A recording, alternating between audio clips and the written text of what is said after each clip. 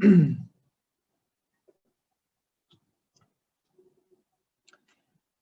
Assalamualaikum warahmatullahi wabarakatuh.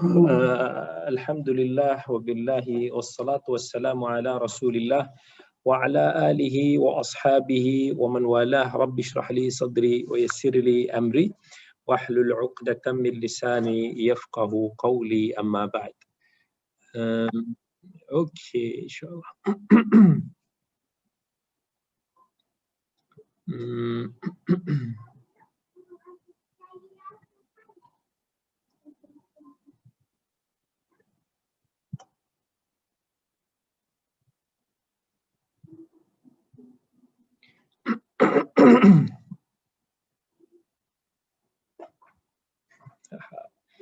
Okey, insya-Allah pada malam ini kita akan sambung kembali pengajian Hilyah Talibul Ilm.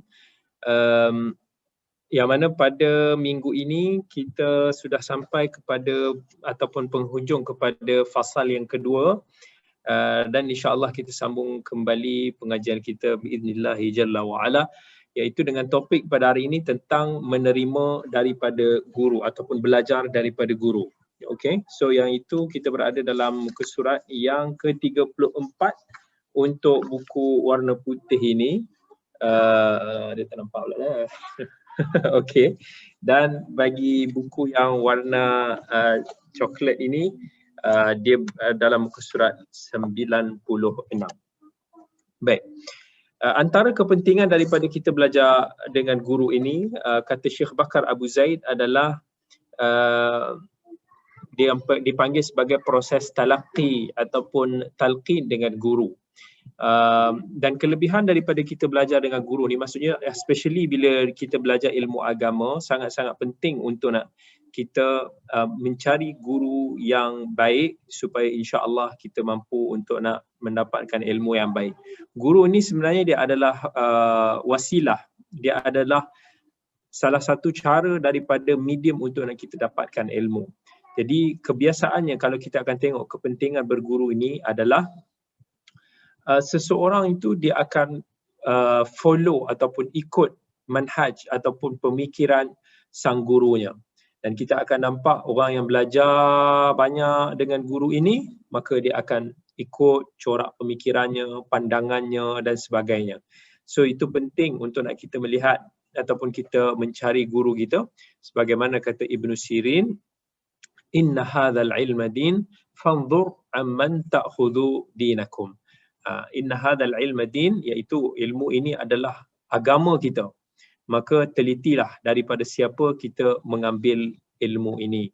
So jangan ambil mudah. Ada orang dikata okey tak apa saya belajar dengan semua je. So bila saya belajar dengan semua je, nanti itulah yang menghasilkan kadang-kadang satu pandangan yang cecah merebak. Tak ada masalah untuk nak kita belajar daripada pelbagai pihak, untuk nak mengambil kira pandangan pelbagai pihak, tetapi kita kena kuatkan dulu asas ataupun foundation kita. Maksudnya daripada sejak awal kita kena tahu dah guru mana yang kita akan istiqamah, manhaj mana yang kita akan telusuri. Kemudian bila mana insya-Allah bila kita ada satu asas yang kuat dalam kita beragama, dalam kita menyusuri jalan ilmu ini, maka barulah kita kat sana baru untuk kita nak buka sikit ruang pandangan untuk nak kita lihat sana dan sini. Kalau tidak, sama ada kita akan celaru ataupun kita tidak akan jelas dengan apa pandangan yang sebenarnya. Baik. Bagi yang bertanya tentang kelas pada malam ini, kita ni adalah kelas Hilyah Talibul Ilm pada setiap hari Jumaat malam. Yang kelas yang pasal sirah tu adalah Rabu malam. So perbezaan harilah. Okey. Sebaik-baiknya bila kita belajar. Okey, nak belajar ni contohnya dalam pelajar agama. Saya fokuskan dalam pengajian agama. Mungkin ada orang yang tertanya-tanya, Ustaz, adakah lebih baik untuk saya belajar di dalam negara ataupun di luar negara? So ini topik yang ada kaitan dengan guru. Jadi saya akan share sedikit sebanyaklah pandangan saya dalam bab ini. Okey. Bagi pelajar yang mampu, ada kudrat dan kemampuan untuk nak menyambung kelas pengajian di luar negara dengan selamat dalam keadaan ekonomi dan sebagainya, maka untuk belajar agama ni saya sangat sarankan untuk peringkat asas, peringkat awal bagi siapa-siapa contoh ada anak ataupun dirinya sendiri, untuk nak menyambung peringkat awal seperti degree, maka sangat-sangat digalakkan kita sambung ke luar negara. Kenapa kita sambung ke luar negara? Kerana yang pertama sekali, kita sebenarnya masih sangat kurang ataupun sangat rompong, sangat lemah kita punya asas kita dalam pengajian agama. Sehebat mana pun kita rasa kita punya knowledge, tapi sebenarnya asas kita masih tak ada. Banyak lagi pengalaman dan taujihat, bimbingan daripada para guru yang sangat kita perlukan. Apatah lagi pada peringkat awal ni sangat penting. Orang yang belajar agama ni kita kena ada asas bahasa yang sangat kuat. Dan bila kita nak belajar bahasa Arab yang kuat, tempat yang terbaik bagi kita sebenarnya adalah di luar. Sebab kita di sini kita tak ada pusher. Dan kalau dulu sebelum ini saya mengajar pelajar-pelajar di universiti sekalipun, cabaran utama mereka bahasa. Walaupun mereka ini belajar di fakulti pengajian agama itu sendiri, tetapi tidak ramai yang menggunakan peluang dan ruang yang ada itu untuk nak polish ataupun improve bahasa mereka. Kebanyakan walaupun dah sampai ke tahun 4 masih lagi tidak bisa berbicara di dalam bahasa wahyu ini dan tak ada keyakinan lagi. So itu satu fortunate yang kita dapati. Kalau orang yang belajar dalam bidang-bidang lain, bidang sains umpamanya, bidang perubatan di luar negara, kita akan tengok Masya Allah para pelajarnya fasih di dalam bertutur bahasa Inggeris. Tetapi agak malang juga kita ramai juga para pelajar yang walaupun belajar di luar negara pun masih lagi tidak mampu untuk nak improvekan bahasa Arabnya. Jadi kata Imam Syafi'i, tagharrab 'anil awtani wasafir fa fil asfari khamsu fawaid. Tafarruju hammun wa iktisabu ma'ishatin wa ilmun wa adabun wa suhbatu majidi. Kata Imam Syafi'i, merantaulah. Pergilah mengembara, berpisah daripada negara kita. Fa fil asfari khamsu fawaid. Kerana sesungguhnya dalam pengembaraan itu kita boleh dapat 5 perkara. Tafarruju hammun, kerana ia boleh mengubati kedukaan kita. Waqtisabu ma'ishatin, ia juga sebagai salah satu daripada sumber rezeki kita. Wa ilmun, kita dapat ilmu. Wa adabun, dan juga kita dapat belajar adab. Wa suhbatu majidi, dapat juga kita berdamping dengan orang-orang yang baik. So peluang itu kita boleh dapat. Bila Imam Syafi'i kata kita dapat berdamping dan kita dapat ilmu, dapat belajar adab, berdampingan, ini semua berkaitan dengan guru-guru kita. Sebab guru ini hakikatnya adalah sumber inspirasi kepada hidup kita. Sama ada kita ni, kalau kita ni ada sebahagian kita yang bekerja di bidang profession sebagai guru, pendakwah, pembimbing dan sebagainya, maka gunakanlah peluang ini untuk memberikan galakan sebaik mungkin kepada anak-anak didik kita. Satu perkataan daripada sang guru sama ada boleh menaikkan anak itu ataupun boleh menjatuhkan anak itu. Semangat dia boleh naik, boleh jatuh disebabkan daripada sang guru. Kalau kita tidak tahu untuk nak membimbing, maka mungkin anak yang sepatutnya ada potensial itu mungkin akan hilang arah tujuan. Jadi guru ni sangat-sangat penting. Pengalaman saya sendiri dulu pun, masa awal dulu, kenapa dulu saya tidak minat untuk nak belajar ilmu agama dulu, lepas-lepas fasa-fasa sekolah dulu. Sebab ketika itu saya masih tidak menemui pembimbing, masih belum lagi ada bimbingan guru yang betul-betul. Mungkin selama ini pengalaman di peringkat-peringkat awal dulu, banyak guru-guru ni yang banyak mengignorkan ataupun yang banyak mengabaikan kita dan tidak menunjukkan contoh-contoh yang baik. Jadi kita tak ada semangat untuk nak menyambung dalam bidang tersebut sebab kita akan rasa macam apa istimewanya. Tetapi perubahan dan pandangan saya juga berubah disebabkan oleh guru. Bila kita jumpa para-para guru yang Masya Allah, yang membuka mata kita, yang membuka hati kita, dekat situ datangnya semangat, datangnya keinginan untuk kita berusaha untuk nak melakukan sepertinya. Dan apa yang saya cuba juga untuk nak lakukan sedaya upaya yang saya mampu sekarang ni adalah bimbingan ataupun adalah inspirasi daripada guru kita juga. Apa yang guru kita buat dulu, kita cuba pula sekarang ni untuk nak nak buat pada anak-anak murid kita, pada anak-anak didik kita sedaya yang mungkin. Sebab dulu masa kita dalam keadaan gelap, dia yang bimbing kita, dia yang suluhkan jalan untuk kita, dia tarik tangan kita. So daripada situ penting seorang guru tu dalam kehidupan kita. Pernah dulu masa saya belajar di awal Riyadh dulu, ada seorang guru ni memang keras dia punya sikap. Kadang ada Arab ni dia keras, ada Arab ni bagus.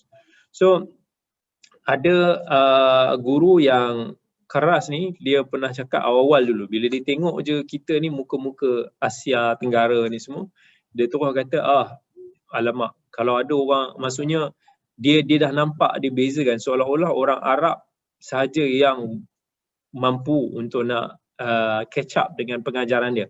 Dan dia tengok orang-orang datang daripada Asia ni semua macam tak berapa padu lah istilahnya daripada sudut pengajian. Itu persepsi awal. Dan bila ada pandangan macam tu, itu sometimes boleh menjauhkan seorang murid tu daripada pelajaran dia, pengajian kita. Tapi dalam kes tersebut saya ambil sebagai satu cabaran untuk nak menunjukkan bahawa kita juga mampu. Kalau kata tokoh-tokoh para imam dulu, para ilmuwan kita daripada dahulu yang kebanyakannya datang daripada luar, daripada Arab, kan, Imam Bukhari daripada Kazakhstan, Imam Tirmizi juga daripada Uzbekistan, Imam Tirmizi juga daripada Uzbekistan, Imam Muslim daripada Iran, Abu Daud daripada Afghanistan, Iran. Jadi kita boleh nampak banyak daripada tokoh-tokoh dulu juga bukan daripada kalangan Arab. Jadi tapi guru ni kita kena bersabar. Tak boleh bila mana kita kata untuk bila kita nak belajar guru ni, kita seolah-olah macam kita tidak menghormati peranan dia sebagai guru.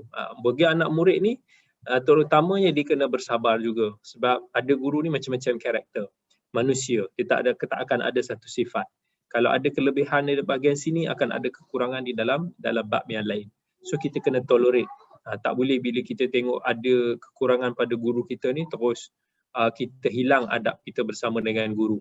Kita lupa itu adalah guru yang kita timbuk, kita timba, kita cedok ilmu dia daripada kita. But sangat penting, especially dalam memperbetulkan asas kita, contohnya dalam bahasa Arab, dalam memperbetulkan bacaan Al-Quran, sangat-sangat penting.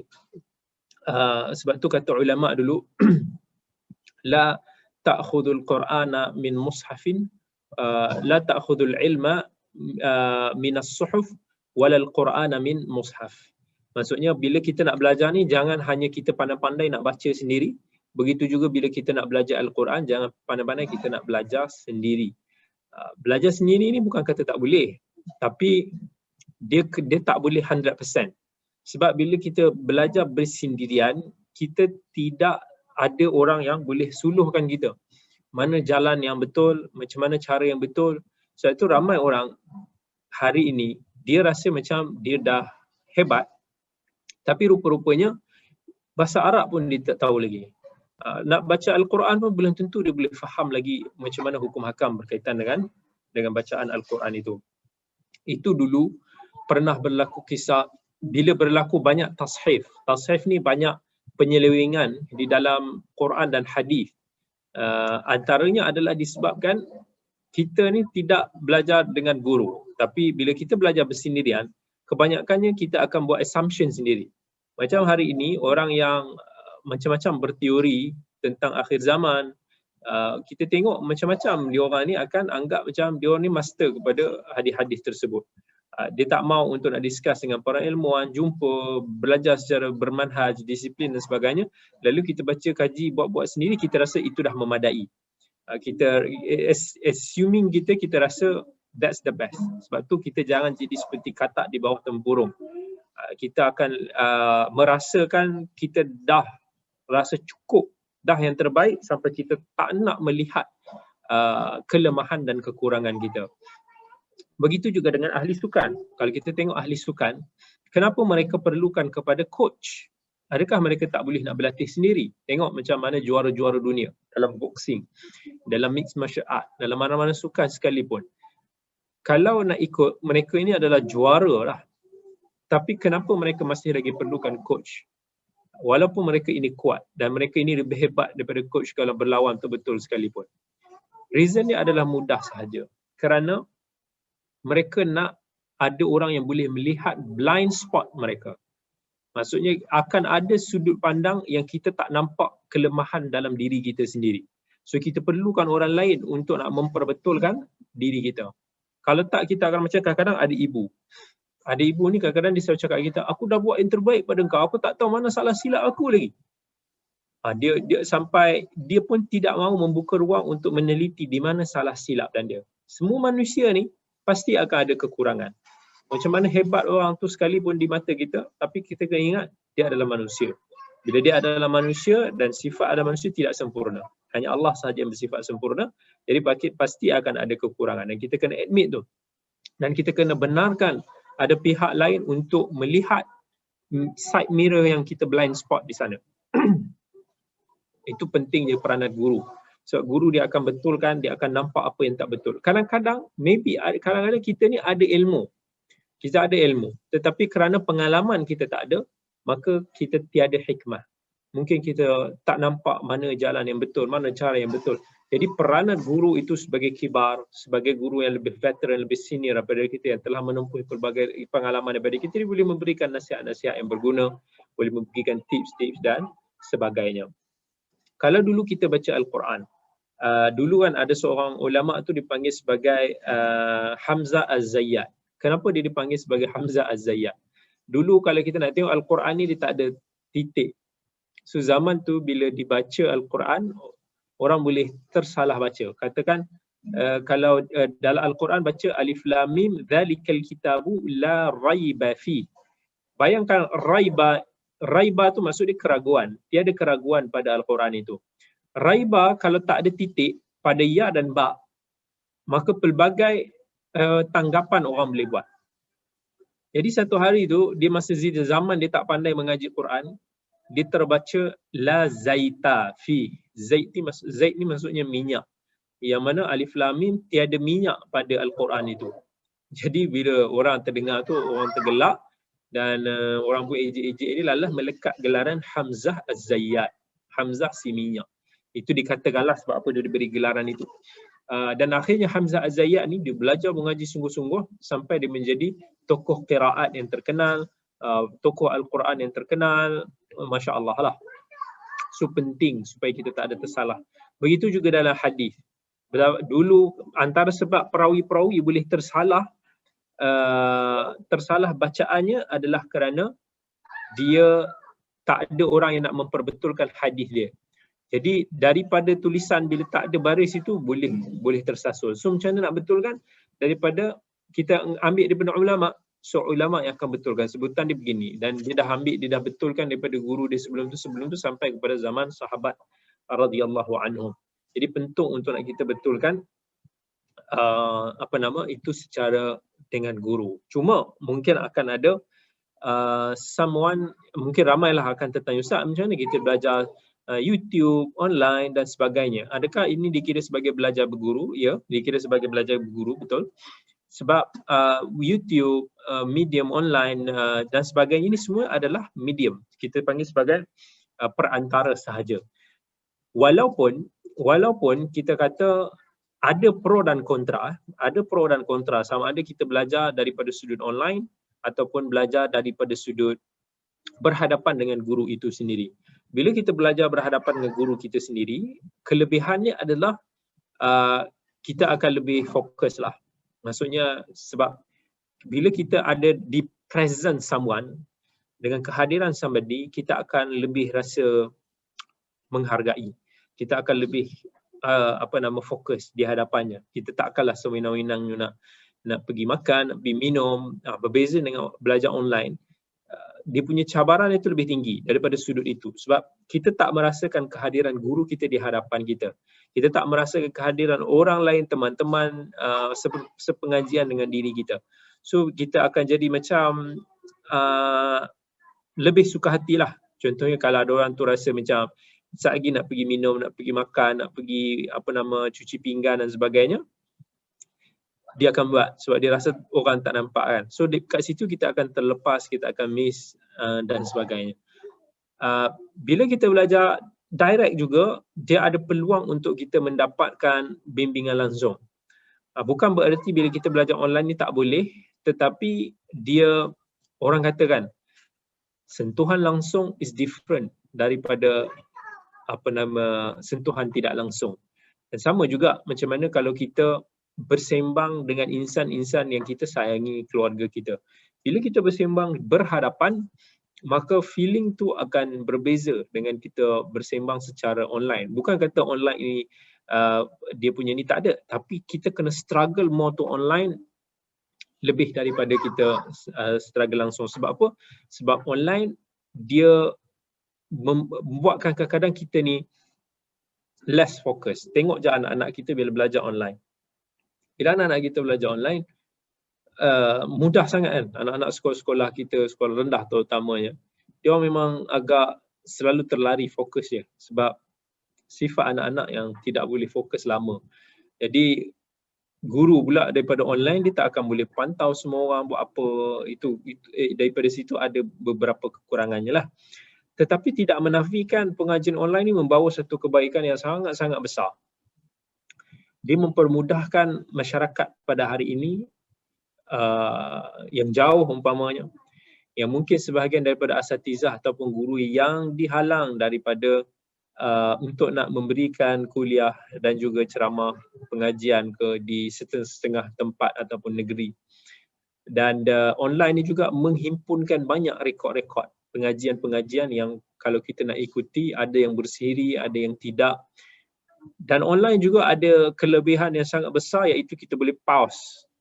Dan kalau kita tak secara rakaman live lah, kalau ada rakamannya, kita boleh pause. Dan kemudian kita nak take note, kita boleh sambung balik.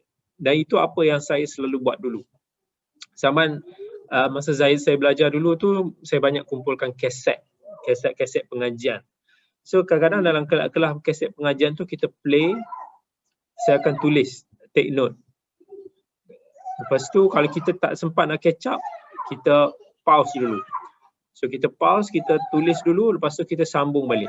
Kalau kita tak faham, kita rewind balik, kita dengar balik. Rewind balik, dengar balik. So kita dapat take note benda-benda tu dan kita dapat manfaatkan sebaik mungkin. Jadi itu yang kelebihan pengajian online ni lah.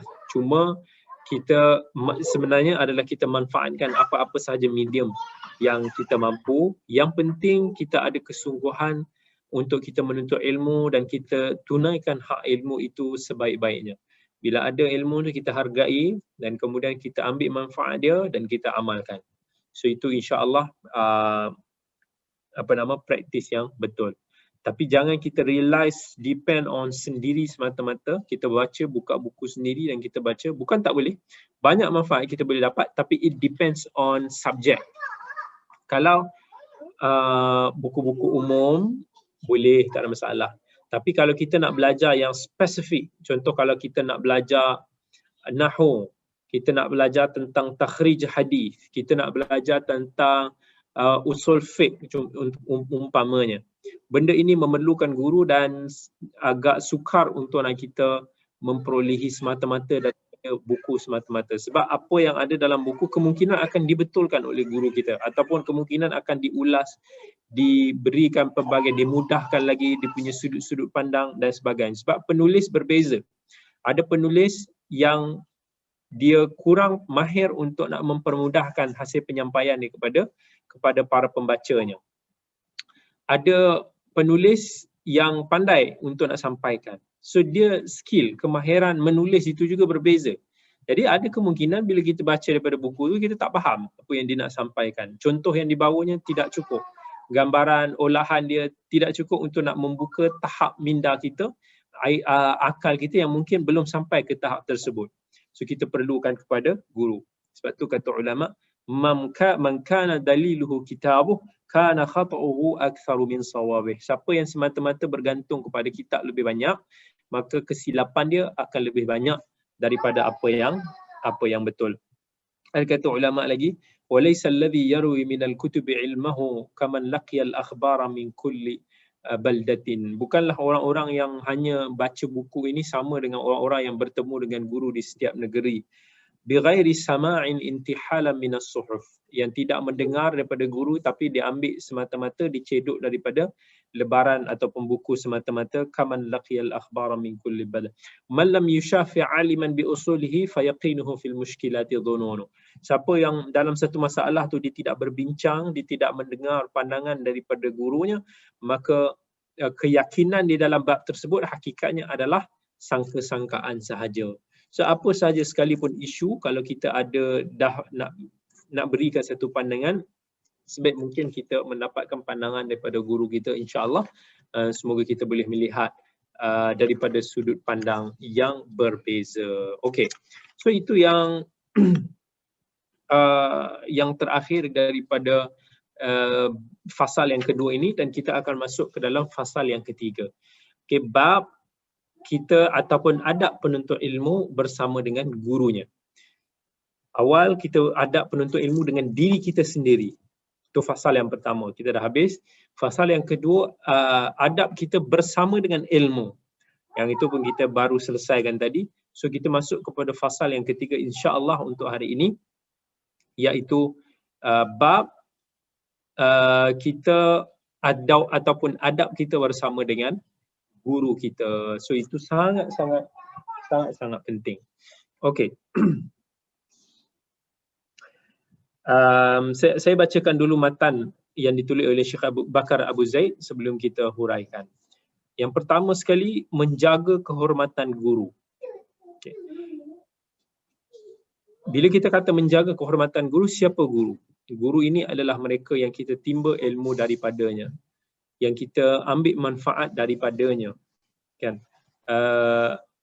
Sama ada dia tua ataupun dia muda, sesiapa sahaja yang kita ambil manfaat daripada dia untuk satu tempoh yang tertentu, maka dia boleh dipanggil sebagai guru kita. It depends on uruf, keadaan setempat. Bukanlah bererti kita jumpa sekali je, kita kebetulan kita datang ke masjid sekali tu, tiba-tiba kita mengaku dia sebagai guru kita.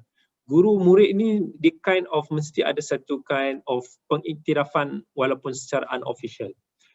Misalnya kita menghadiri kelas bersiri, ataupun kita mulazamah dengan dia, ataupun paling tidak guru itu notice kita, itu pun salah satu, depend on kriteria berbeza pada tempat dan ruang. Tapi tak boleh hanya kerana contoh kita belajar dengan dia pun kita tak berapa pernah belajar, kita pun cuma pernah sekadar berselfie sekali dengan dia, tiba-tiba kita mengaku dia adalah guru kita.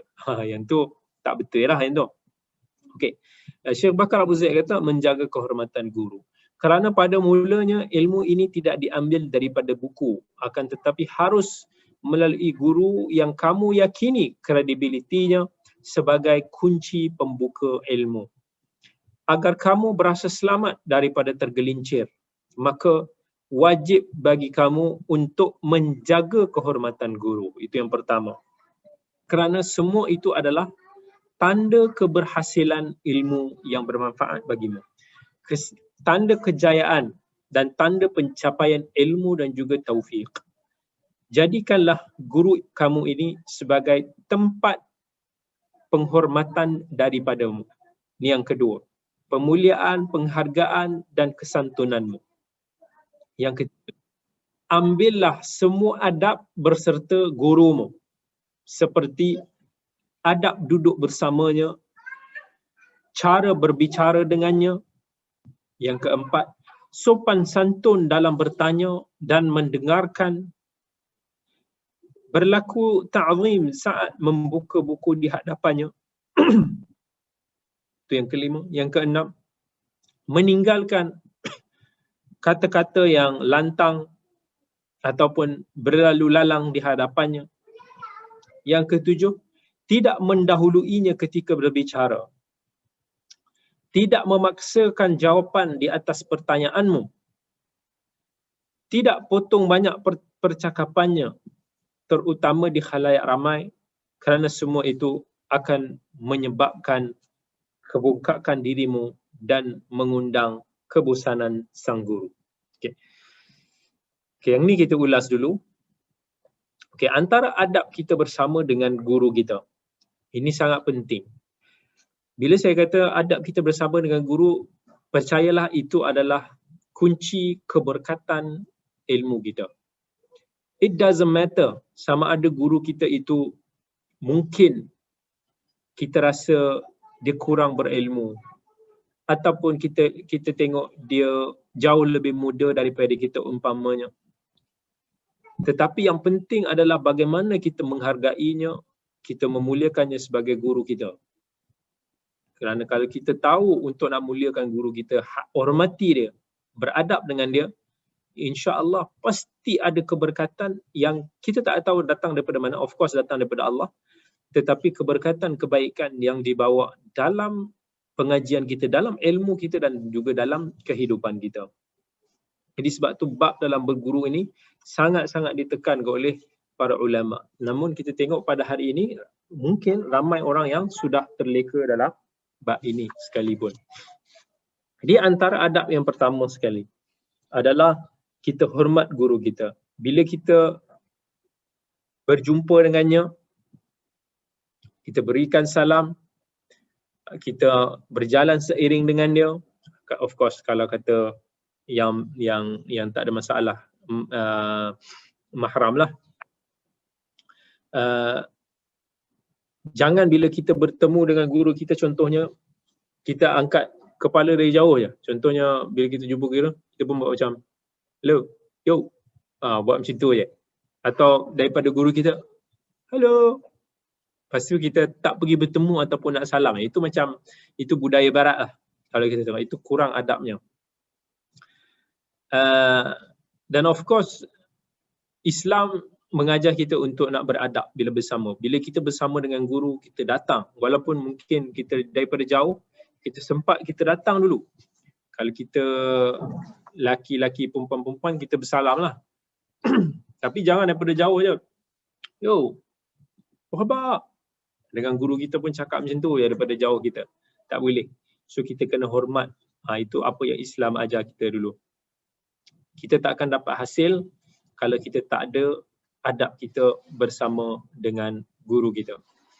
Kita tengok orang dulu-dulu sangat concern tentang adab kita belajar. Ramai orang pada zaman kita ni yang berjaya, yang masya-Allah melahirkan generasi yang beradab.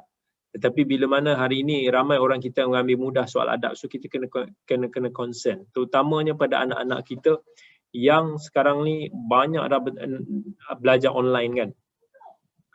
Anak-anak kita bila belajar online ni, semakin kita akan nampak semakin kurang nilai-nilai of adab dalam nak belajar. Dan anak-anak kita ni bila belajar online dengan guru dia tutup di kamera.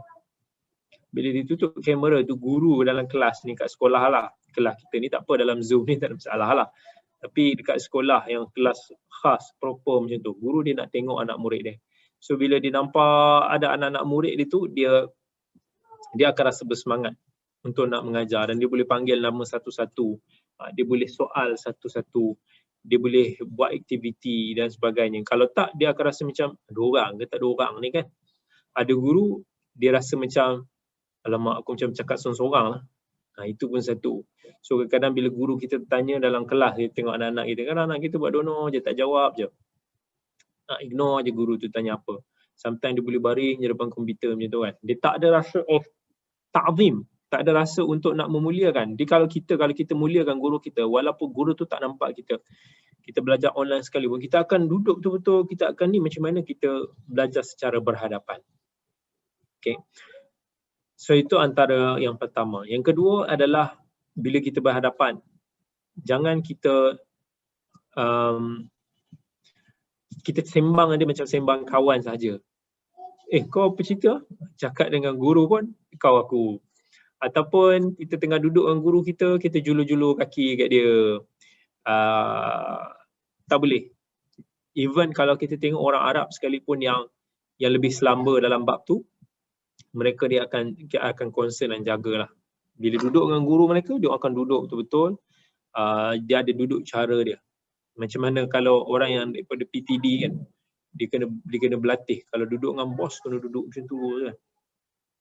So cara itu mesti kena betul. Kalau kita renungkan, hadis Jibril alaihi salam.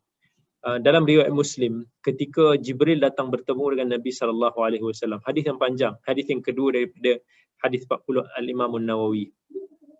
Bila Jibril datang bertemu dengan Nabi, tengok macam mana cara Nabi Jibril datang duduk. Jibril datang duduk, letak lutut dia dekat lutut Nabi. Tu orang Kelantan kata belaga lutut.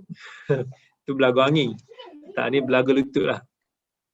Dia duduk, maksudnya nak bagi tahu, dalam riwayat ada kata Jibril ni letak tangan dia atas paha dia lah. Itu pun boleh, ataupun setengah orang memahami Jibril itu letak tangan dia atas paha Nabi. Seolah-olah macam nak tunjukkan dia betul-betul mencari jawapan tu. Dia seolah-olah memang sangat beradab lah orang kata. So itu antara benda yang kita kena jaga. So antara dalam bab ini, bab yang ni kalau kita nak baca lebih luas, antara yang ditulis oleh ulama kitab Tadhkiratus Sami' yang ditulis oleh Syekh Badruddin Ibn Jama'ah. Dia membicarakan dalam bab ini lebih baik dan lebih terperinci. Kemudian antara adab kita dengan guru kita lagi adalah kita jangan berjidal dengan dia. Walaupun pandangan kita ini berbeza macam mana sekalipun dengan guru kita, jangan kita jidal ni, maksudnya jangan kita duk berdebat dengan guru kita sampai menghilangkan adab-adab. Kalau kita nak melontarkan hujah pandangan kita secara beradab boleh. Tetapi kita tengok juga situasi, tengok juga karakter guru kita, tengok keadaan. Jangan depan-depan khalayak ramai tiba-tiba kita nak tunjuk pandai, kita pun, ya Syekh, bila Syekh tu cakap, contohnya dia bagi pandangan dalam situasi ni, Syekh, mana boleh macam tu Syekh? Saya dengar Syekh Fulan cakap macam ni. Saya dengar Ustaz sekian cakap macam ni. Ataupun kita nak kenakan dia. So, soal biasa-biasa tak apa. Tapi kita kena jaga, kita kena raikan. Contoh, dulu masa saya belajar dulu kan, dekat Madinah. Ada segelintir daripada para pelajar ni yang dia tak ada adab. So, bila guru tu ada, saya ingat ada seorang syekh, guru tafsir. Guru tu baik, dia bagi chance untuk nak bertanya. Tapi bila dia dapat chance tu, so pelajar tu dia akan bangkang. Lepas tu kalau guru tu dah bagi jawapan dia, patutnya dah lah. Kalau kita tengok guru tu insist dengan jawapan tu, jangan kita nak pergi cantas lagi. Tapi dia pergi cantas lagi. Sampai kelas sejam tu, dekat setengah jam, dia duduk bising hot tu je. Dia duduk meletakkan situasi guru dia dalam keadaan yang tak elok lah. Walaupun kawan-kawan dia kata dah khalas, Syekh khalas. Maksudnya cukup. Dah tak payahlah nak sembang pasal ni, nak start belajar dah kelas. Tapi dia masih lagi berdegil sampai Syekh tu halau dia. Syekh tu kena halau dia daripada kelas tu. And kalau sampai macam tu kita kena halau, maksudnya memang teruk lah kita. Adab kita tu teruk sangat lah. Kita patut tahu, kalau kita berselisih dengan kawan kita pun, kita kena tahu kat mana adab berselisih itu. Macam mana nak berinteraksi di sebalik perselisihan. Apatah lagi dengan guru kita. Jangan kita pergi nak aibkan. Hari ini ada orang, dia pernah belajar dengan kita. Tapi bila dia dapati ada kesalahan ni subjektif. Yang menurut pandangan dia itu adalah satu kesalahan. Yang kesalahan tu barangkali daripada persepsi dia, daripada tanggapan dia sahaja, maka dia suka untuk nak mengaibkan guru dia. Tak kiralah sama ada aib tu dengan fitnah ataupun mengadu domba, dia rasa macam seronok bila dapat tembak. Apatah lagi kalau guru dia guru yang agak dikenali. Keseronokan tu semakin bertambah. Manusia ni dia suka untuk nak menjatuhkan someone yang dikenali. Dia ada satu perasaan kepuasan di situ. Itu talbisu iblis. Sebab tu dalam bab untuk nak menegur certain public figure bila dia melakukan kesalahan, saya akan hati-hati. Sebab kita tak mahu teguran yang kita lakukan itu kerana ada satu perasaan disebabkan dia well known dan kita rasa seronok bila dapat tegur dia. Mungkin kesalahan tu dia lakukan dia. Mungkin kesalahan tu dia disebarkan dia. Tapi on behalf of ourselves, di mana kita kat situ? So you have to be very careful in that dalam bab tu. Okay? Kemudian antara lagi adalah even Ibnu Jamaah sendiri pun antara benda yang di highlight adalah dia bagi tahu bila kita berjalan bersama dengan guru, kita ni biar jalan macam jadi bodyguard, diri kanan dan kiri. Sampai even Ibnu Jamaah ni lebih detail lah macam mana position kita nak berdiri kalau kita berjalan dengan guru kita. Kalau dua-dua kanan kiri tengah berjalan, dia kata tak nice. Sebab nanti guru tu nak kena teling kanan, nak kena teling kiri, menyusahkan dia. So cara berdiri kalau orang tengah bertanya, biar duduk satu arah dulu. Supaya mudah untuk syekh tu bercakap. Tak perlu sekejap tulis sini, sekejap pandang sana. Sama juga kalau kita datang ke rumah guru kita kan. Depend on position. So kalau kita berdua datang, kalau guru kita ada dekat tengah-tengah, jangan seorang duduk kanan, seorang duduk kiri. Kadang-kadang guru kita tu nak bersembang, dia nak kejap toleh belah sini, kan dia nak kena toleh kawan tu juga. Kan dia kalau dia toleh seorang je, nanti kawan dia terasa pula. So dia nak kena toleh dua-dua. So untuk nak mudahkan kepada guru kita, kita duduklah dua-dua tu satu arah, sama ada belah kiri ataupun belah kanan. So mudah untuk guru tu bersembang, dia tengok straight forward. Sampai ke tahap tu menjadi perbicaraan para ulama di dalam bab adab ni. Dan kemudian kalau guru tu berjalan, kita kena bukakan laluan. Jangan kita pergi halang. Kita tahu guru tu nak berjalan, sometimes kita ada banyak nak bertanya, kita nak ni sampai kita halang laluan dia. Same thing as bila kadang kita invite guru kita datang untuk kelas kuliah dan sebagainya.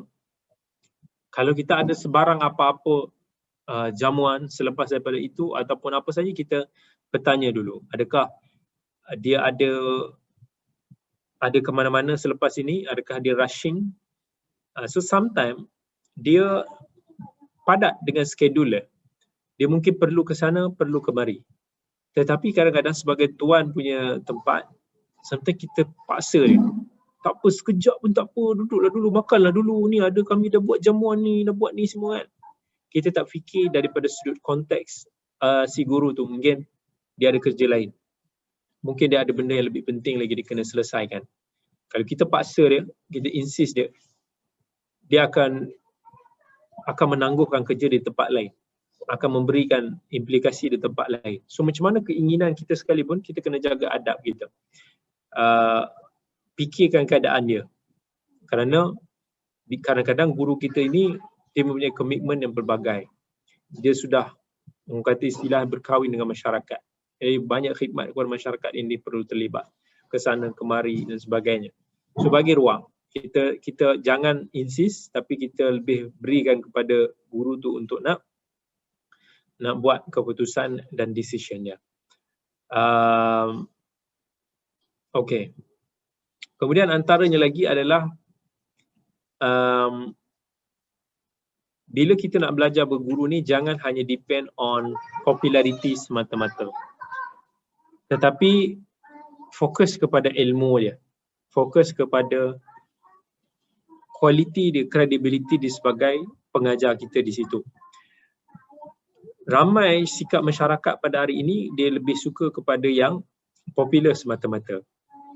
Kalau ustaz tu, guru tu popular, berduyun lah orang datang. Kalau tak popular, mungkin tak berapa minat nak pergi datang. So kita jangan jadi bermusim macam itulah. Biar kalau kita nak belajar kerana ilmu, bukan kerana populariti semata-mata. Baik, kemudian kata Syekh Bakar Abu Zaid ni. Sekejap, saya pergi charge bateri komputer.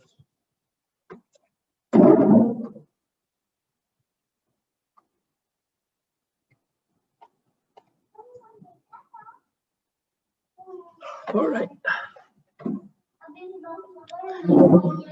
Okey, antara kata Syekh Bakar Abu Zaid lagi adalah janganlah kamu memanggil guru kamu dengan namanya sahaja atau dengan gelarannya seperti ucapan Syekh Fulan, akan tetapi katakanlah wahai guruku atau wahai guru kami.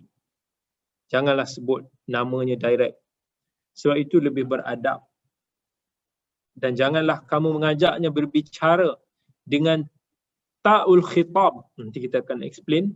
Ataupun memanggilnya daripada jauh kecuali dalam keadaan darurat.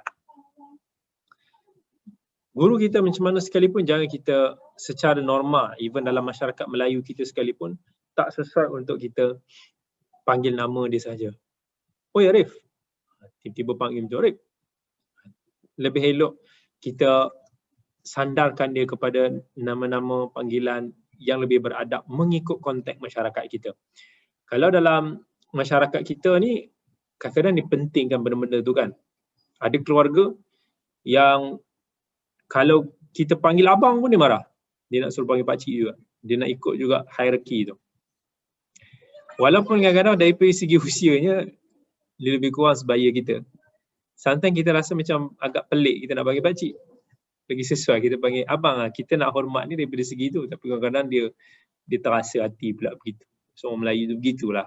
So tersalah sebut gelaran pun kadang-kadang nak terasa-rasa kan. Dia nak kena sebut. Kalau Datuk Seri panggil Datuk, takut terasa hati. Kalau macam-macam orang kita ni kan. Okay. So berilah gelaran yang sesuai, panggilan yang sesuai dengan dia. Begitu juga dalam konteks sekarang ni, jangan kita contoh ada satu masalah orang tengah perdebatkan di FB.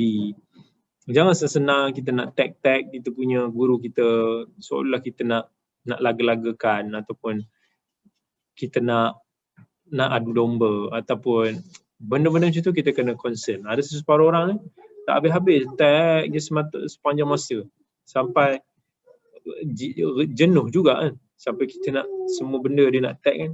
So kita kena berjaga-jagalah kat situ.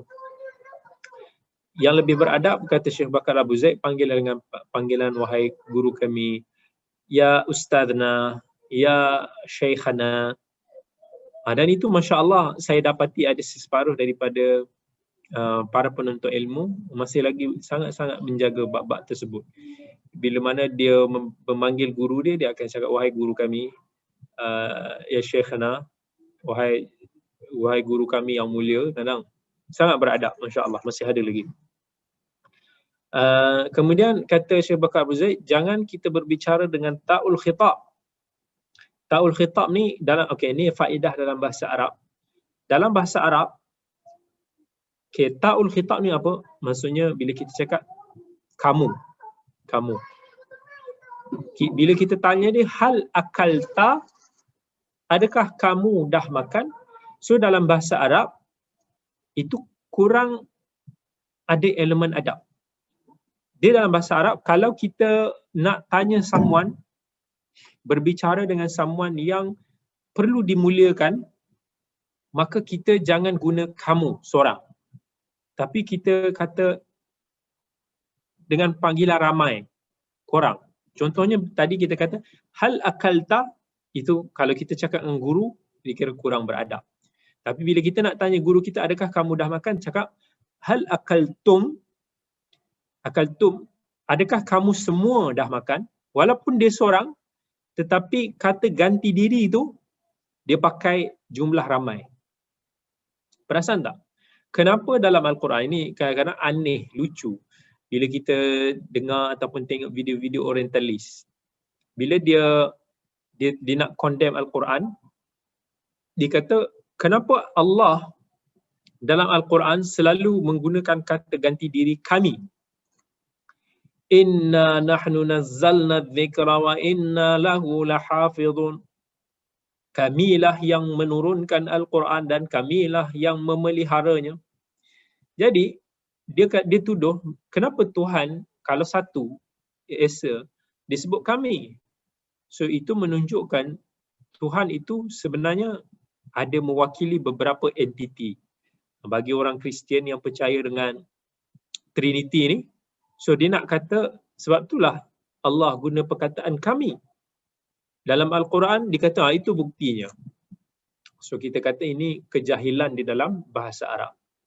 Sebab dalam bahasa Arab, bila satu pihak tu berada di pihak yang tinggi, maka satu bahasa dia adalah dia menggunakan perkataan ramai. Walaupun dia tak cakap, Allah tak kata aku, tetapi Allah guna perkataan kami.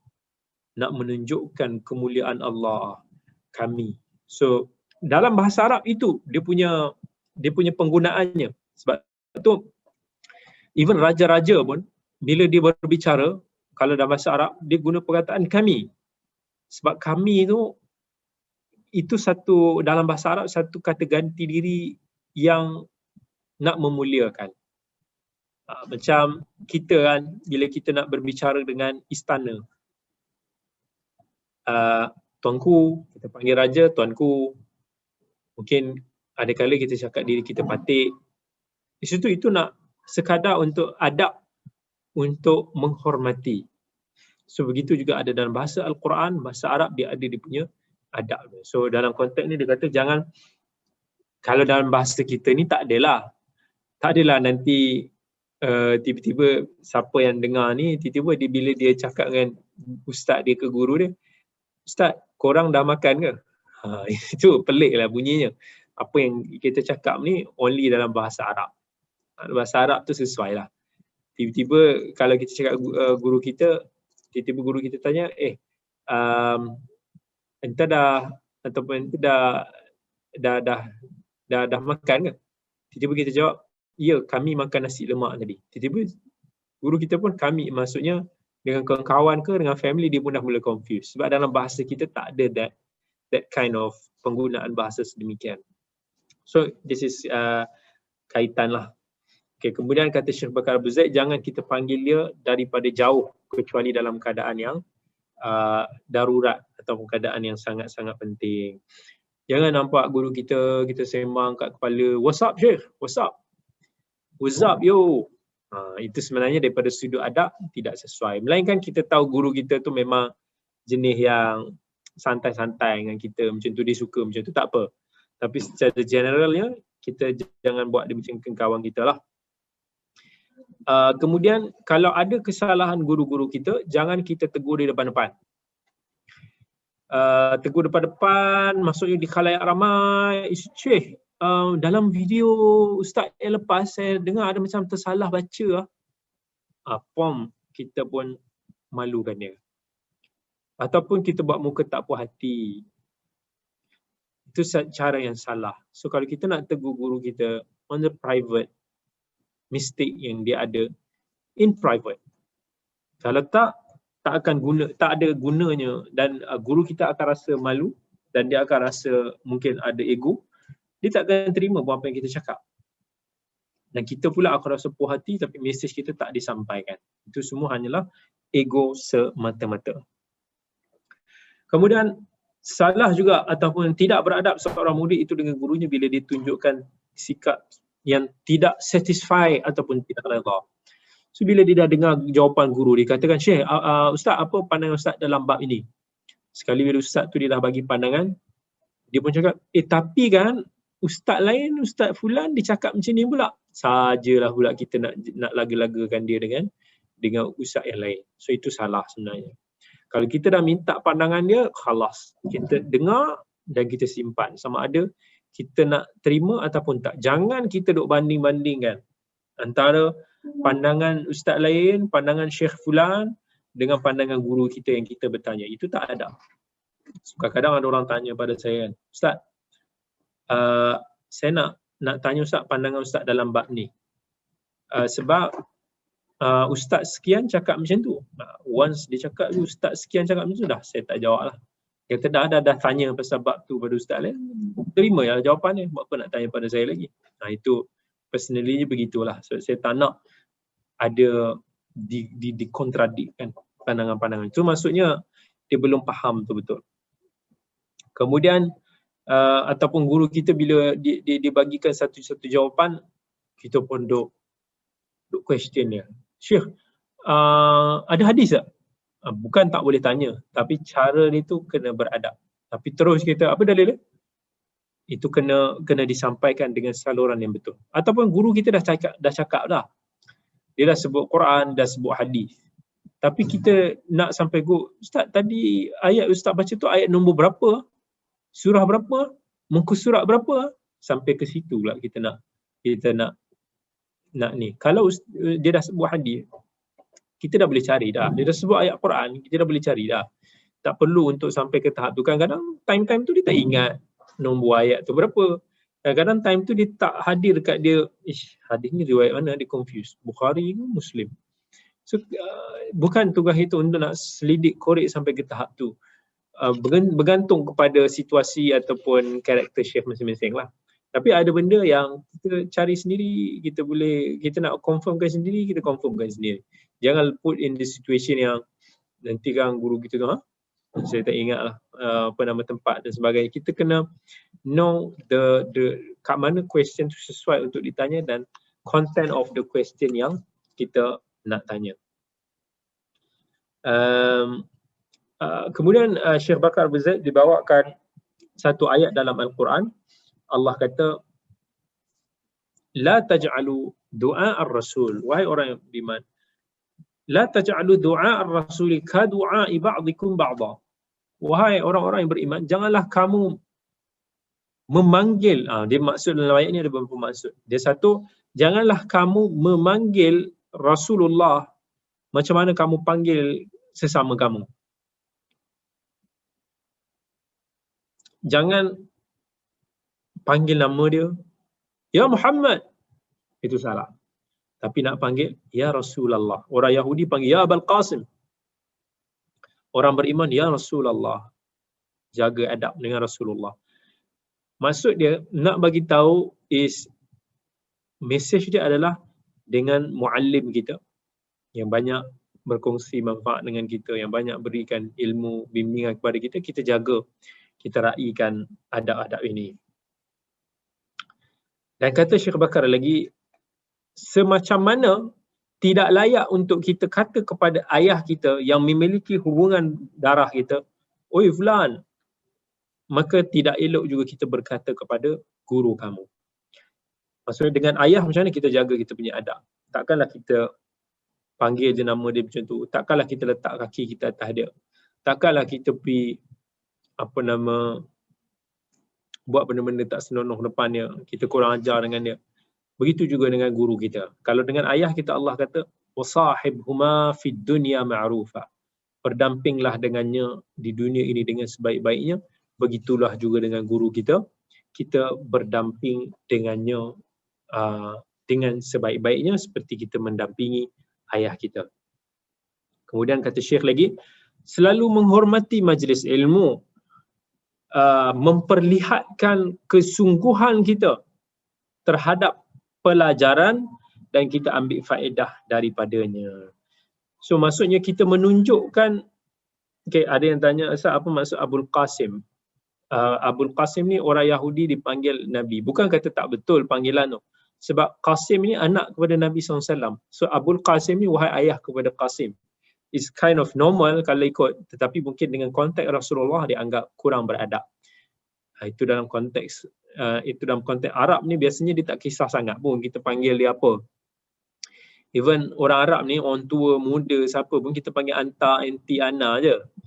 Dia tak adalah nak encik, tuan, kan itu pun tersalah kan. Kat orang Melayu kita, encik mungkin salah pandang, terpanggil tuan pun mungkin tersalah, puan pun tersalah, kan panggil akak pun terasa hati, nak panggil makcik pun terasa hati, nak panggil pakcik pun ni. Itu pun semua problem. So bagi orang Arab ni tak ada isu. Cuma dalam konteks Rasulullah tu sometimes Allah supaya kedudukan Rasulullah ni perlu dijaga dengan baik lah. So panggilan Abul Qasim ni seolah-olah panggilan ordinary biasa. So nak panggil Nabi SAW ni kena special sikit lah. Panggil dengan bermaksud. Kita panggil dia dengan gelaran dia, kita panggil dia dengan ni. So ada element of penghormatan. Contoh kita nak panggil raja. Kalau dengan raja kita kenapa kau lambat? Tiba-tiba dengan raja kita boleh tanya macam tu, maksudnya kita tak hormat dia. So dengan raja is different. So begitulah dengan Rasulullah sallallahu alaihi wasallam dan juga dengan orang-orang insan-insan yang perlu kita hormati, begitu juga keadaan dia. Baik. Kesungguhan. Tadi kita kata pasal kesungguhan. Kesungguhan ni mesti kita kena tunjulkan.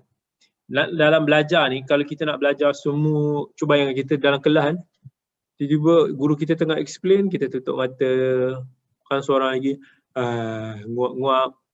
Itu semua bukan adab yang baik. Kalau kita nak menguap, tahan, jangan bagi guru kita tu nampak macam kita tengah menguap. Sebab nanti guru kita akan rasa macam kita ni bosan ke dengan dia punya kelas. Dia pun akan rasa macam bosan sangat ke aku cakap sampai dia ngantuk.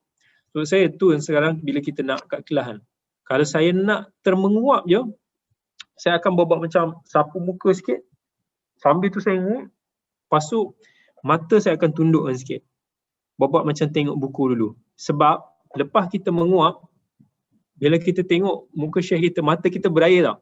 Lepas kita menguap tu biasanya mata kita berair sikit, nampaklah macam merah sikit ke, hidung merah sikit ke. So dia boleh perasan itu muka tengah menguap. So kalau even kita buat macam ni pun, tahan, jadi mata kita mesti berair. So cover sebaik mungkin. Kalau kita tengah belajar, nak menguap tu, saya kadang nak menguap tu, buat macam tu sikit, menguap.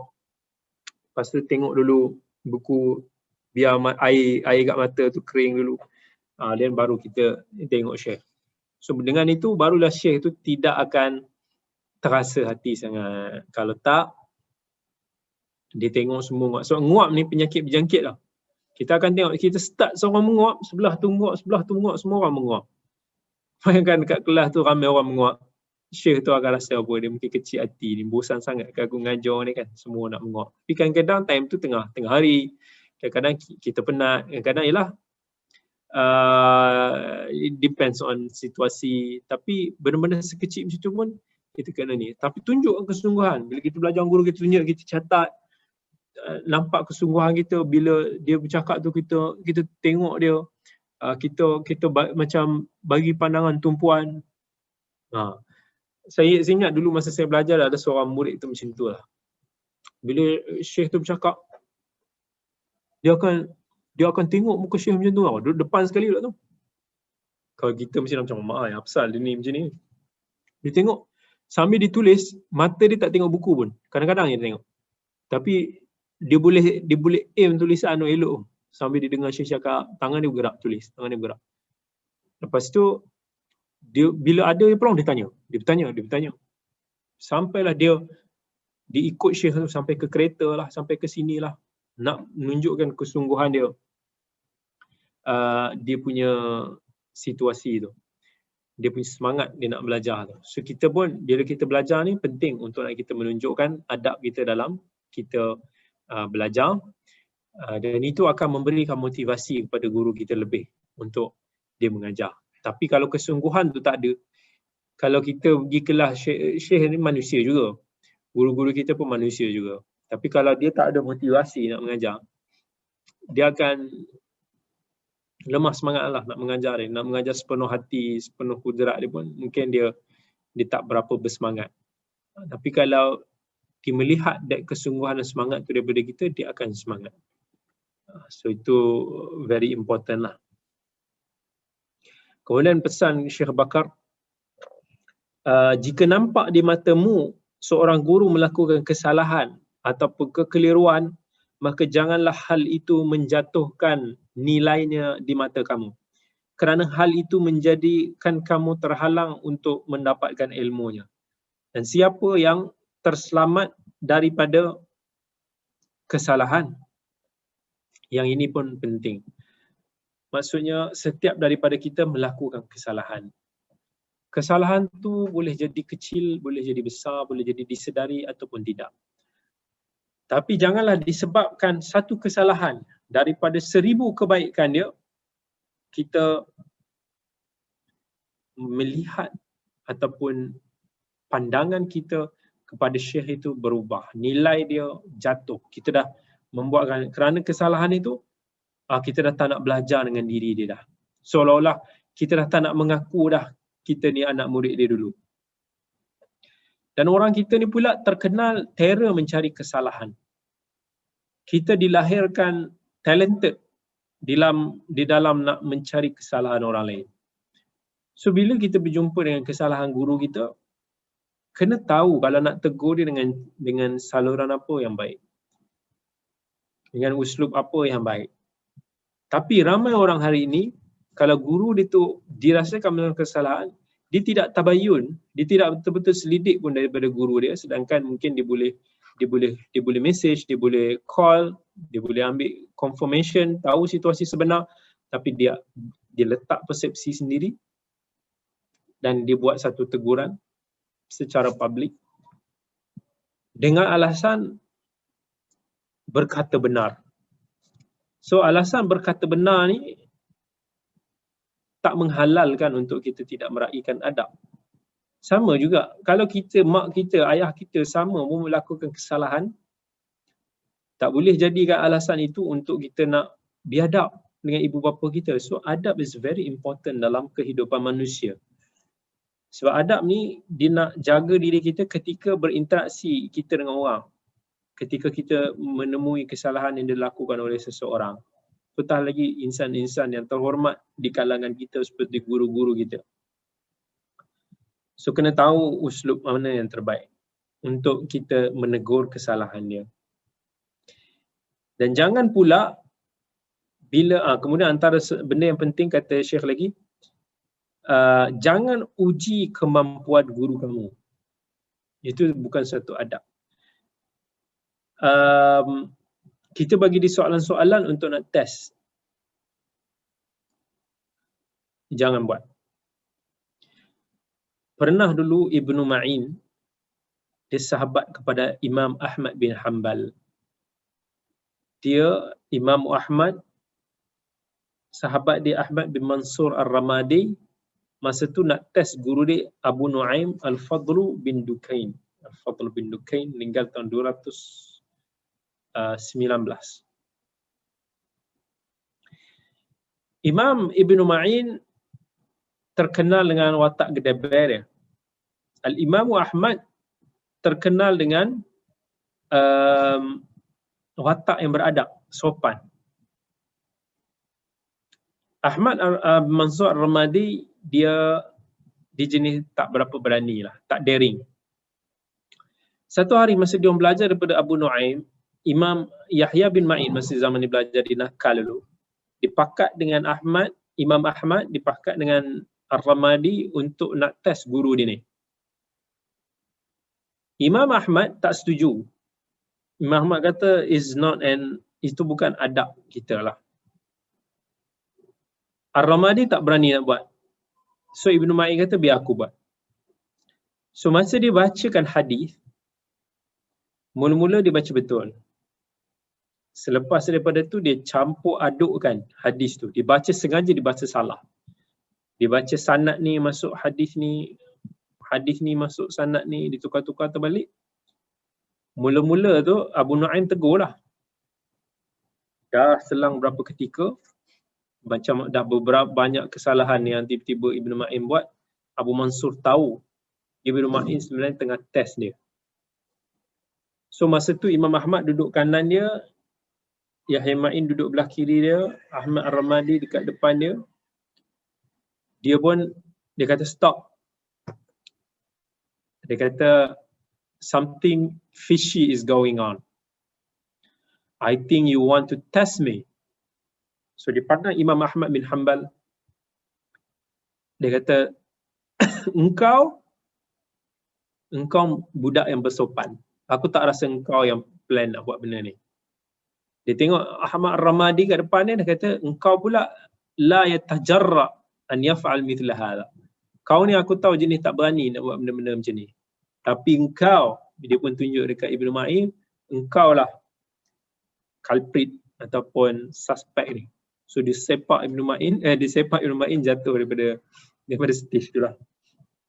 Kira Ibnu Ma'in tu happy bila kena sepak tu. Dia kata ma ra'aitu ahadan athbata minhu wa affan.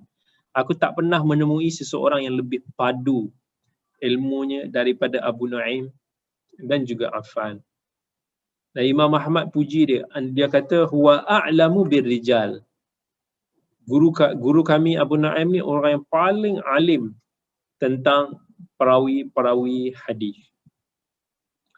So ini salah satu contoh lah. Orang zaman dulu ni berlaku lah benda-benda macam tu sebab dia nak test sama ada guru dia ingat hadis ataupun tak, sebab dia nanti kan nak ambil hadis Nabi SAW. Baik.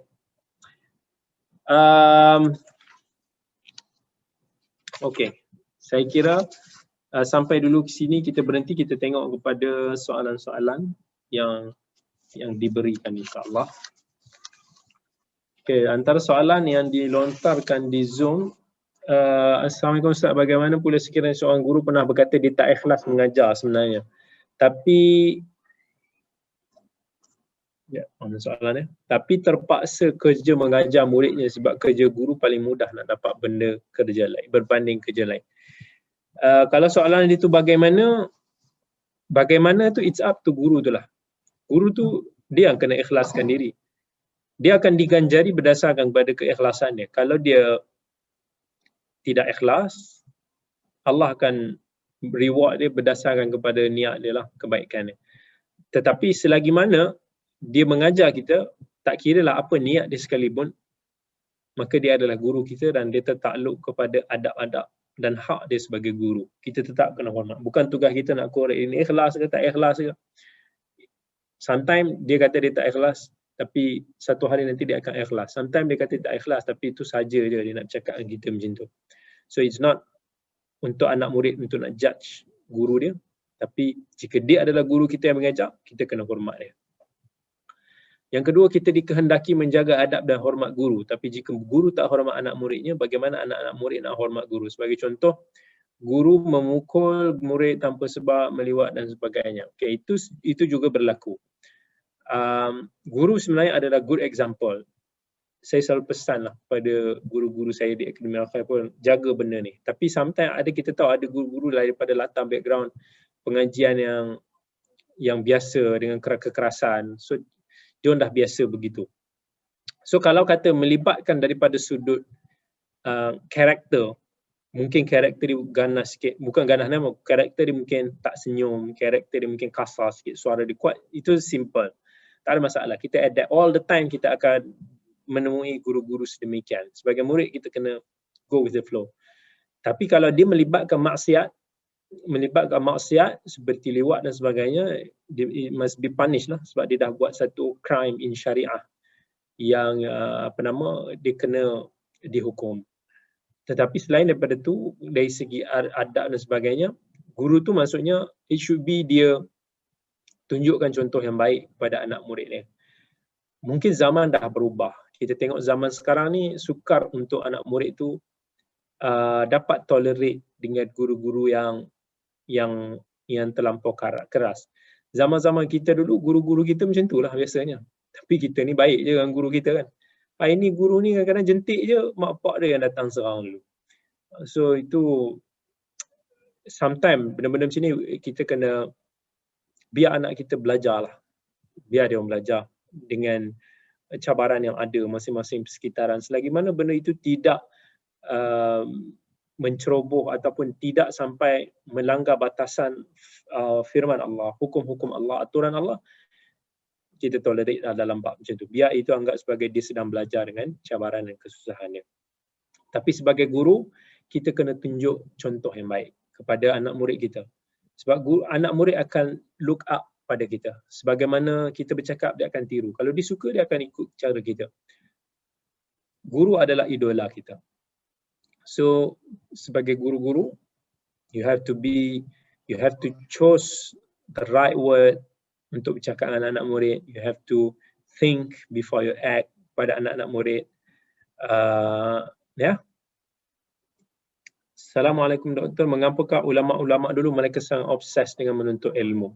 Boleh tak minta dalil kelebihan menuntut ilmu? Oh, ini first of episod kita, siri kita memang kita dah bahaskan dalam bab ni. Sebab kalau kita nak cerita pasal kelebihan menuntut ilmu ni, sejam lagi pun kita boleh cerita. Tapi kalau nak sembang sekarang banyak sangat kan.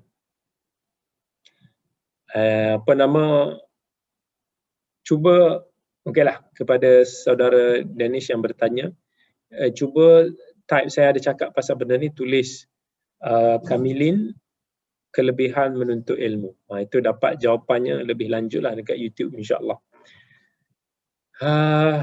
Assalamualaikum doktor, adakah kita salah apabila menegur guru kita menyebarkan hadis palsu? Teguran tak salah, tapi uslub itu yang menentukan sama ada teguran kita itu cantik ataupun tidak. Guru kita mungkin ada sebab dia tersebar mungkin satu atau faktor dia tidak tahu, atau faktor keterlanjuran diri dia juga, ataupun boleh jadi kerana kesilapan dia. So dalam bab itu, it depends on situation. Tapi cara kita menegur itu penting. Jangan kita cakap, cikgu ni jahil ke? Tak tahu ke ada yang palsu? So kena berhati-hati, uslub gitu penting. PM dia elok-elok, call dia elok-elok. Sometimes teguran kita dengan cara yang baik orang boleh terima. Saya pun kadang-kadang bila ada nak sampaikan teguran, cakap dengan berhemah, cakap benda-benda yang baik, tengok sudut pandang positif. Daripada sudut contohnya, dia seorang yang kita tahu sangat inginkan kebaikan, inginkan kebenaran, nakkan orang beramal, nakkan ini sebagainya. Cuma hadis yang disampaikan itu ada kritikan dia. Maksudnya kalau kata dari segi kedaifan biasa, kita boleh tolerate.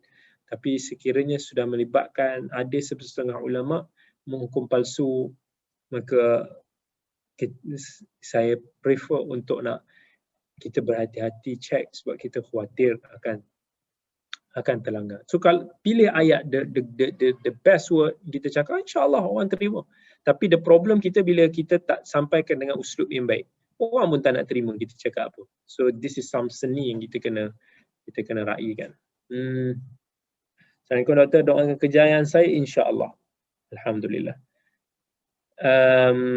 Assalamualaikum doktor, lepas sedar insya-Allah saya doakan semoga berjaya insya-Allah. Lepas sedar kata-kata rupanya selama ini banyak salah. Adakah cukup hanya bertaubat kepada Allah tanpa berjumpa guru untuk minta maaf?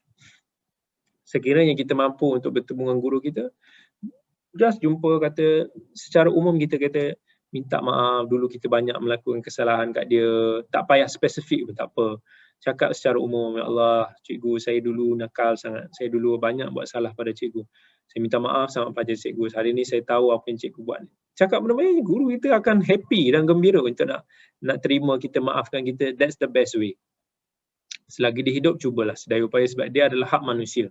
Kita buat salah pada manusia ni sukar sikit lah, sama ada dimaafkan kita ataupun tidak. Tapi kesalahan dengan manusia ni lebih kita kena berhati-hati berbanding kesalahan kita dengan Allah. Allah Maha Pemaaf, manusia ni tidak maafkan. So insya-Allah guru kita happy kalau kita datang. Tapi it not necessary kita sepeda dulu cikgu, dulu saya pernah letak gam dekat kasut cikgu, dulu cikgu saya pernah pancitkan tayar kereta cikgu. Tak payah sebut benda-benda macam tu. Sebut secara umumnya, saya dulu banyak buat salah cikgu, saya nakal dulu, minta maaf saya buat benda ni. Insya-Allah cikgu very happily untuk nak terima kita. Dia tahu kita ingat kat dia kan. Apa pandangan doktor dengan orang yang menegur cara posting di media sosial dengan kata-kata yang mengguris hati? Bila kata-kata mengguris hati, provokatif, sarkastik, bagi saya tak sesuai lah. Sebab kita nak tegur ni bukan nak puaskan hati sendiri. Kita nak tegur ni satu, sama ada kita nak sampaikan mesej tu pada orang tentang kesalahan yang dilakukan, ataupun kita nak sedarkan orang ramai tentang kesalahan yang berlaku. It can be done dengan ayat yang terbaik. Tapi kalau kita guna kata-kata sindiran dan sebagainya, itu sekadar untuk nak memuaskan hati kita semata-mata. Menyampaikan ialah satu kesenian. So we have to know perkataan yang kita pilih dan masa yang kita pilih, insya-Allah. Doktor, adakah salah kalau kita biarkan sahaja kesalahan guru atau ibu bapa kita sebab takut nak tegur? Salah. Kalau kita biarkan kesalahan tu salah. Agama adalah an-nasihah. Nabi kata ad-dinun nasihah. Menyeru ke arah yang ma'ruf, mencegah munkar adalah satu daripada pilar dalam agama kita. Tak ada masalah sebenarnya untuk nak menegur. Tapi orang paling masalahnya adalah macam mana dia nak menegur. Itu je. Sebenarnya satu masalah boleh diselesaikan dengan komunikasi yang baik. Dan problem will be happen also dengan komunikasi yang teruk. So komunikasi is very important. How you tegur tu very important. Jangan risau. InsyaAllah, it's not necessary bila kita tegur tu untuk orang tu terima. Kita hanya sampaikan the best way yang kita boleh sampai. Jangan nak paksa dia untuk nak berubah terus dan sebagainya. No, kita macam contoh, kadang saya nampak kadang-kadang mak saya buat something salah. Saya tegur juga, saya kata, "Mak, saya rasa dalam bab ni mungkin ada lebih baik kalau kata buat macam ni. Alhamdulillah, mak saya dengar. Walaupun kadang-kadang dia argue, tapi dia always listen. Dan biasanya mak saya boleh dengar saya je lah tegur ataupun cakap. Saya orang yang tegur je kalau ada kesalahan. Tapi the chosen word is very important. The timing is also very important. Sebab kita setengah bercakap dengan manusia yang paling tinggi di sisi kita di dunia ni. So you have to very careful supaya tak ni. InsyaAllah. Kalau kita tahu, yang penting tahu nak sampaikan tu macam mana je. Ada orang dia tak tahu nak sampaikan, dia pakai tibai, jadi langgar je semua orang. Tu salah lah. Dia tak tahu time, dia tak tahu macam mana nak cakap dengan mak dia. Kita kena tahu karakter dia macam mana. Apa yang boleh buatkan hati dia lembut. Waktu mana yang sesuai untuk nak bercakap ni. We have to study. So study lah benda-benda tu untuk nak rancang strategi menegur tu. Baik. Terima kasih banyak-banyak. Saya ucapkan kepada semua hadirin dan hadirat. InsyaAllah kita bertemu lagi dalam siri yang akan datang. أقول قولي هذا وأستغفر الله العظيم لي ولكم والسلام عليكم ورحمة الله وبركاته. Jangan lupa kelas Hiliyah kita setiap Jumaat 9 malam. Jumpa lagi minggu depan.